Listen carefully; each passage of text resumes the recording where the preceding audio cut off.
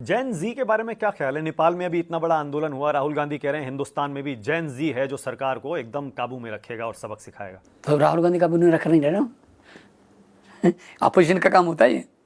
तो जैन जी भी क्यों छोड़ रहे हैं? वो तो नेपाल की पॉलिटिकल हालात ऐसे हो गए थे कि बहुत ही ज़्यादा बढ़ गया था, एकदम से गुस्सा फूट गया। अब स्टूडेंट, हिंदुस्तान में तो ऐसे हालात नहीं होंगे ना मान साहब? स्टूडेंट आए, उन पर गोलियां चला दी, 19 बच्चे मार दिए आपने। उसके बाद आप कहोगे कि वो घर पे चले जाएंगे, तो फिर गर्म खून है वो तो भड़केगा। लेकिन जैन जी की जरूरत क्यों पड़े अगर अपोजिशन अच्छी हो? अपोजिशन अच्छी हो तो हाँ, तो डेमोक्रेसी में तो अपोजिशन, मतलब इंडिया अलायंस के फेल होने का जो पूरा का पूरा रिस्पॉन्सिबिलिटी है वो राहुल गांधी कांग्रेस पार्टी की है। मैं फेल भी नहीं कह सकता, कर रहे हैं जो जितना अच्छा कर रहे हैं, ठीक है कर रहे हैं।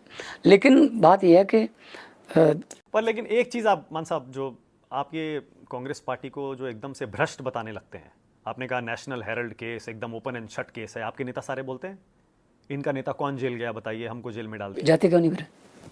हमको तो ऐसे डाल देते हैं उठा के। संजय सिंह, मनीष, अपना सतेंद्र जैन, अभी अपना अरविंद जी, उठा के फेंक दो। जो मानते होते पता नहीं क्या। पर आपकी इस बात पर कौन यकीन करेगा कि राहुल गांधी की बीजेपी से सेटिंग है, कांग्रेस पार्टी की बीजेपी से सेटिंग है, दोनों एक हैं, पर्दे के पीछे मिले हुए हैं? कौन यकीन करेगा मान साहब, और क्यों करेगा?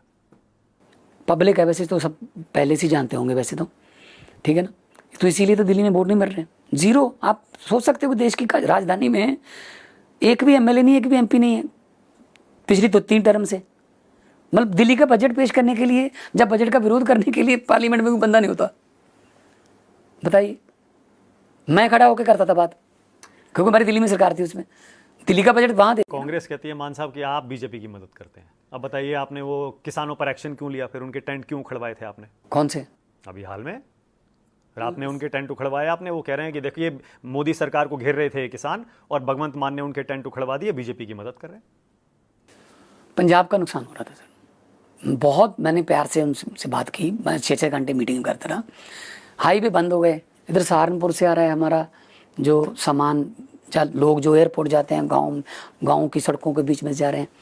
बहुत टाइम दिया हमने उनको, कहा कि यार मांगे आपके सेंटर के साथ हैं, आप अलग जगह दे देते हैं, हाईवे खुलवा दो। हाईवे बंद करना तो मेरे ख्याल में, जब ट्रेनें रोकना, पंजाब का बहुत नुकसान हो गया उसमें। फिर भी प्यार से, कोई टेंट नहीं खोड़ा है, प्यार से कहा कि देखो आपको जाना होगा, बसें हैं, बैठ जाइए आराम से। कोई एक कंकर नहीं चला, कोई डंडा नहीं चला, किसी की पगड़ी नहीं उतरी। हमने बोल दिया आप हमारे चाचे ताए की उम्र के हो, आपस में झगड़ा करते अच्छे लगते हैं। पंजाब पुलिस भी तो उन्हीं के बेटे हैं, उन्हीं के बच्चे हैं सारे, तो आपस में झगड़ते अच्छे लगेंगे। तो प्यार से हमने किया। किसानों को जितना पंजाब सरकार ने किसानों के लिए किया है, मैं उनको बोलता भी रहा कि मित्र कीड़ा मत मार लेना अपना। जब स्प्रे करते हैं ना, हाँ, तो मित्र कीड़े भी मर जाते हैं ना साथ में, जो अच्छे होते हैं। हाँ, जो जैसे डड्डू हैं, वो मच्छर खाते हैं, डड्डू भी मर जाते हैं जब इतनी जहरीली स्प्रे में, जो मेंढक बोलते हैं इसको। तो फिर